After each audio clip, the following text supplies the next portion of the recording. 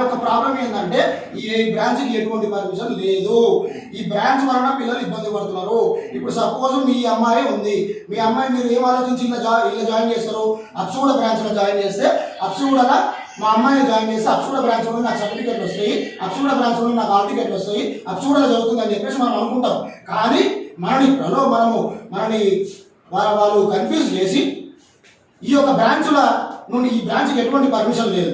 బయట ఉన్న కోడ్ ఉందా 59396 అని చెప్పి బయట బహిరంగంగా కోడ్ పెట్టి కానీ ఆ కోడ్ ఫేక్ కోడ్ మీకు నేను చూపిస్తా.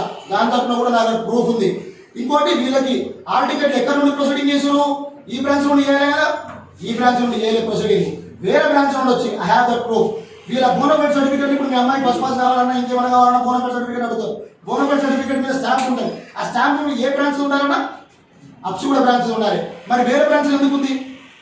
ఇన్ని కాలం మీకు చెప్పినా. మరి ఇప్పుడు మీరు మాట్లాడండి.